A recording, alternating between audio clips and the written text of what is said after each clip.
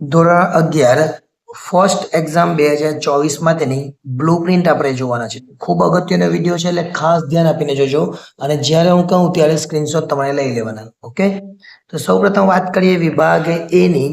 વિભાગ એ આપણા માટે 6 માર્ક્સનો થવાનો છે. એટલે 6 માર્ક્સ એટલે આપણને 6 MCQ પૂછાશે. સૌપ્રથમ MCQ આપણને બીજા ચેપ્ટરમાંથી પૂછાશે એટલે કે વ્યવહારોની દ્વિઅસર. બીજો MCQ આપણને ચોથા ચેપ્ટરમાંથી પૂછાશે એટલે કે આમનોનમાંથી. ત્રીજો MCQ આપણને હિસાબી સમીકરણ એટલે કે ચેપ્ટર નંબર 5 માંથી પૂછાશે.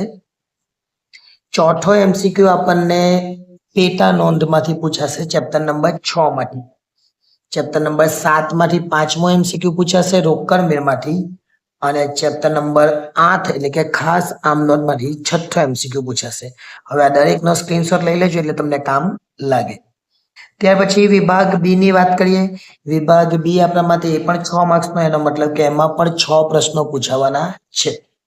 સૌપ્રથમ 7મા નંબરનો પ્રશ્ન, પેલા 6 હતા એટલે આ 7મા નંબરનો પ્રશ્ન. 7મા નંબરનો પ્રશ્ન ચેપ્ટર નંબર 1 માંથી એટલે પારિભાષિક શબ્દોવાળું જે ચેપ્ટર છે તે. 8મો પ્રશ્ન એ ચેપ્ટર નંબર 4 માંથી એટલે કે આમનોંધમાંથી. 9 નંબરનો પ્રશ્ન એ ચેપ્ટર નંબર 6 માંથી એટલે કે પેટા નોંધમાંથી પૂછાશે. ત્યાર પછીનો 10 નંબરનો પ્રશ્ન એ ચેપ્ટર નંબર 7 એટલે કે રોકડ મેળમાંથી પૂછાશે. 11 નંબરનો પ્રશ્ન ચેપ્ટર નંબર 8 એટલે કે ખાસ આમનોંધ. અને 12 નંબરનો પ્રશ્ન એ ચેપ્ટર નંબર 9 એટલે કે ખાતાવહી ખટવણીમાંથી પૂછાશે. આ ચેપ્ટરના બધા પ્રશ્નો જોઈ લેજો, એથી કરીને તમને કોઈ મુશ્કેલી ન થાય. સ્ક્રીનશોટ લેવો હોય તો લઈ લેજો, પરંતુ વિડીયોને સાંભળજો જેથી કરીને એમાં શબ્દો પણ સમજાય.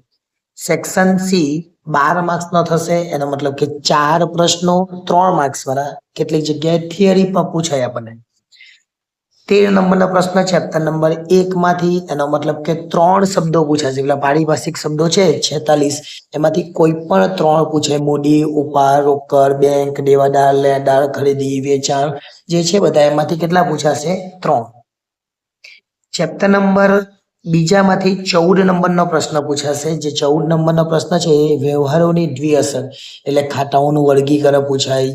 વ્યવહાર આર્થિક છે કે બિન આર્થિક, વ્યવહાર રોકડ છે કે ઉધાર, વ્યક્તિ ખાતા છે, માલ મિલકત ખાતા છે, ઉપજ ખાતા છે, એનું વર્ગીકરણ પૂછાય. એવો પ્રશ્ન પણ પૂછાઈ શકે. ચેપ્ટર નંબર 5 માંથી 15 નંબરનો પ્રશ્ન પૂછાય. અને ચેપ્ટર નંબર 5 એટલે હિસાબી સમીકરણ.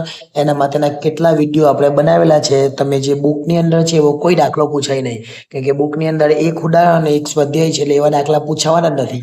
એમાંથી ફક્ત 3 પોઈન્ટ વાળા દાખલા પૂછાય જે આપણે બનાવેલા છે. એટલે પ્લેલિસ્ટમાં જઈને હિસાબી સમીકરણમાંથી તમારે જોઈ લેવાના.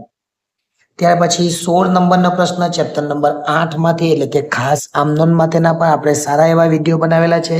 ખાસ આમનોનના વિડીયો પણ તમારે જોઈ લેવાના, એથી એમાં પણ મુશ્કેલી ન થાય. ખાસ આમનોનમાં કેવા પ્રશ્નો પૂછાય એના માટેના વિડીયો આપણે બનાવેલા જ છે. વિભાગ ડી ની વાત કરીએ તો વિભાગ ડી એ 8 માર્ક્સનો પૂછાવાનો છે. એનો મતલબ કે 2 જ દાખલા પૂછાશે અને એક દાખલાના 4 માર્ક્સ એટલે 8 માર્ક્સ થશે. પહેલો દાખલો તમને ખાતાવહી ખટવણીમાંથી પૂછાશે. એટલે કે 17 નંબરનો જે પ્રશ્ન છે એ ખાતાવહી ખટવણીમાંથી પૂછાશે. શું કરવાનું હોય એમાં ખાતા બનાવવાના હોય અને ખતવણી કરવાની હોય. એટલે કે આમનોંધ લખવાની હોય અને પછી ખાતા બનાવવાના. 18 નંબરનો પ્રશ્ન એ કાચું સરવૈયું હશે.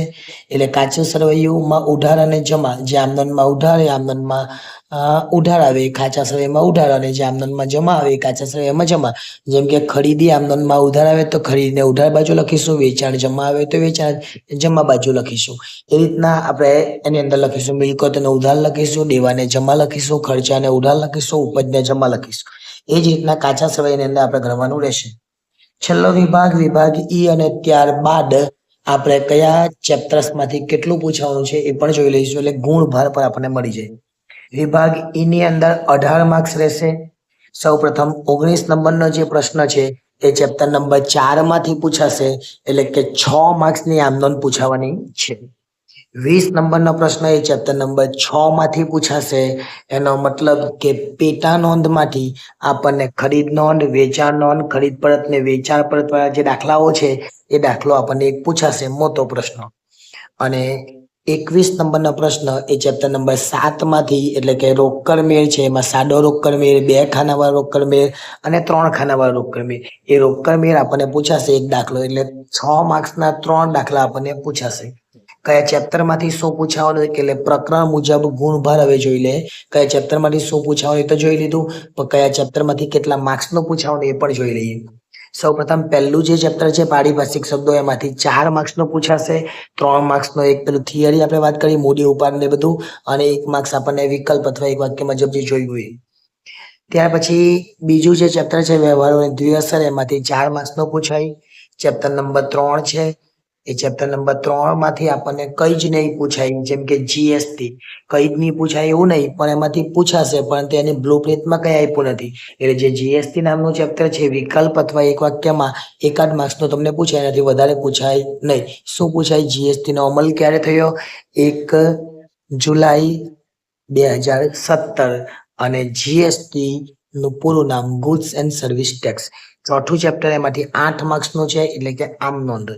પાંચમું ચેપ્ટર છે, એમાંથી 4 માર્ક્સ નો 3 માર્ક્સ નો એક દાખલો અને એક વિકલ્પ અથવા એક વાક્યમાં જવાબ, જે આપણે જોયું હોય. ત્યાર પછી છઠ્ઠો જે ચેપ્ટર છે, છઠ્ઠું પેટાનો, એમાંથી 8 માર્ક્સ નું પૂછાય.